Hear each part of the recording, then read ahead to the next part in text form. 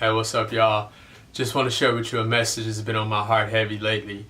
Is since my mother died, man, it's been tough in a lot of different ways. But one of the things that's been the toughest for me is the fact that I haven't had kids yet. She won't be able to see her grandkids, as she would say all the time. She would be on me all the time, as just always telling me, you need to have kids. I'm not gonna be able to see my grandkids if you don't ever have kids. You need to hurry up and have kids. And I took it for granted that the things that I think about now, the fact that she won't be able to share those moments, those loving moments of being able to watch her hug my kids, or the wisdom shit that she'll be able to share, the things that she's gone through that she can help them in their lives, things that she helped me with so much. She won't be able to give my kids any of those things because she's not here. She died at 56.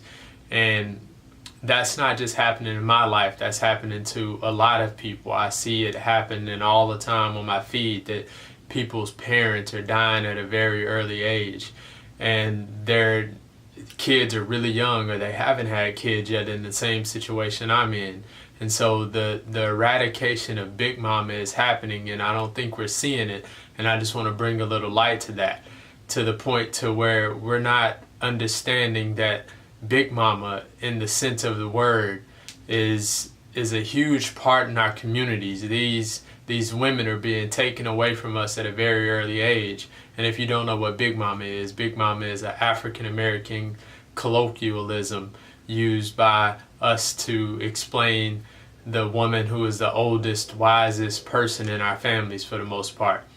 And these people are the glue to our families, the people who hold things together and give everything that the family needs. They bring the family reunion together. They cook, they clean, they at the family reunions they show all the women how they are to be better wives and better parents. And without these things, the family tends to fall apart.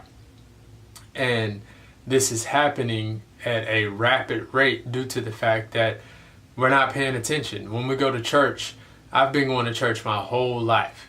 From 0 to 16, I went to church every Sunday, and it just wasn't very many Sundays I was allowed to miss unless I was deathly ill, because my grandmother made sure that not just I was at church, but all her grandkids was at church. All her daughters was at church, because that's who she was. That's what she was doing to ensure that our family unit not only stayed together, but prayed together and grew together and became closer to the people God wanted us to be, together as a unit. And when she left, those things left.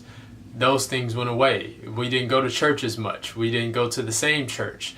The kids definitely didn't go to church nearly as much, because we didn't have to. Thanksgivings were not the same anymore. We didn't show up to the same Thanksgivings. We were separated. We didn't have family reunions like we did anymore. Those things went away because she went away at the age of 61. She wasn't that old. But these things that took her out was literally lifestyle diseases. We don't want to think of our grandmothers and mothers in that way, to the fact that maybe the things that they died from, they could have changed. We just say it was their time, but it wasn't her time. It wasn't my mom's time at 56. It wasn't her time. I still haven't had kids yet. They're not getting great grandmothers and great great grandmothers. The things that I had are no longer, the things that she had are no longer available to us. The older we get as children, the younger our mothers and grandmothers are dying. And it's just not something that should be happening, especially since 80% of Black Americans go to church every Sunday. And my point about the church is, we go to church. I've been going to church, like I said, my whole life. And I was taught that sex is bad for me before marriage. I was taught that I shouldn't curse. I was taught morals.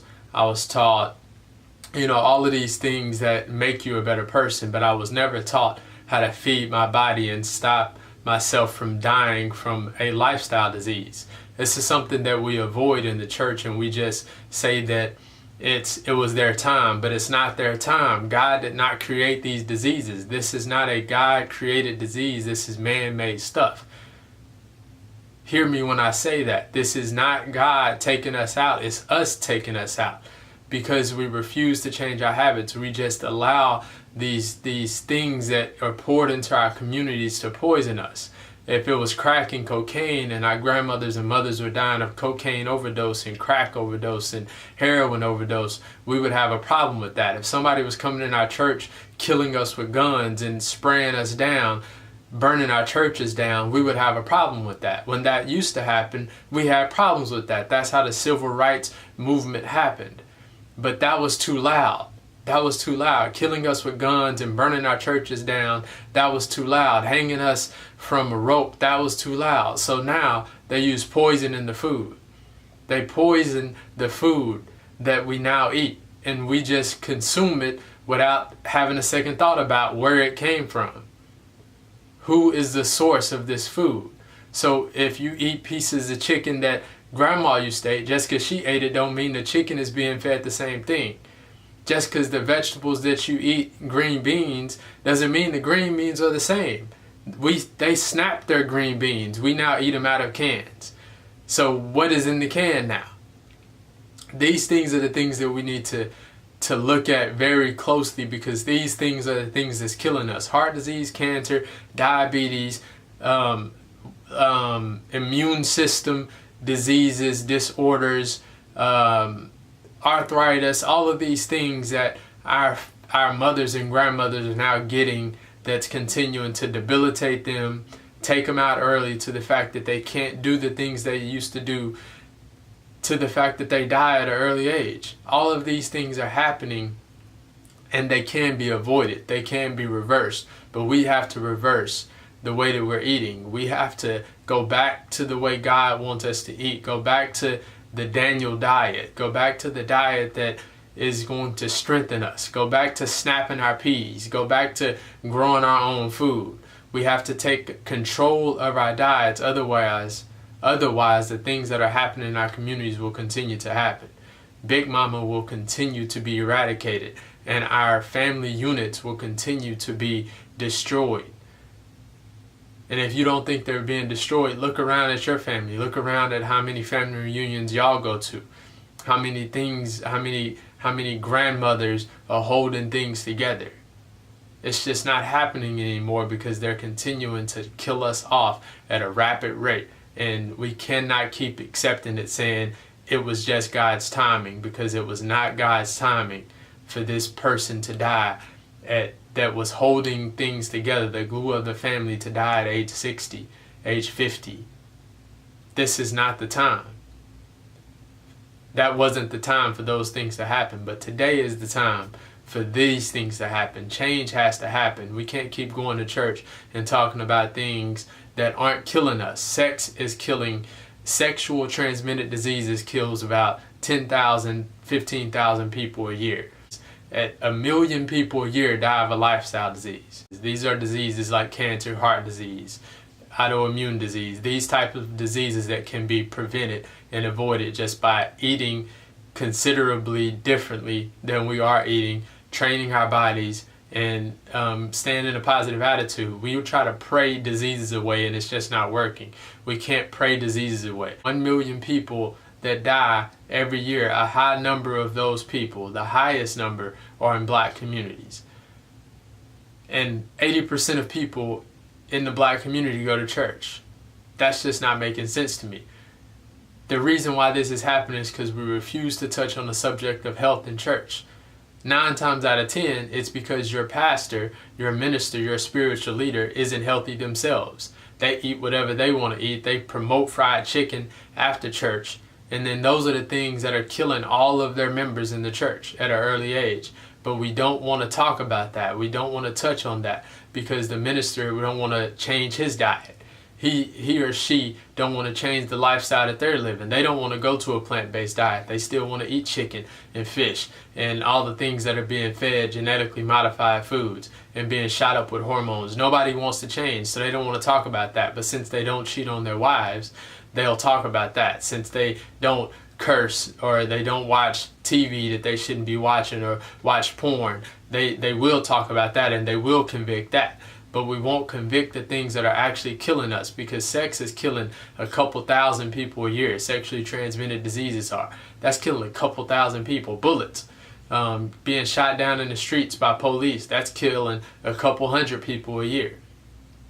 Couple thousand people, black on black crime, poverty on poverty crime, that's killing a couple thousand people a year.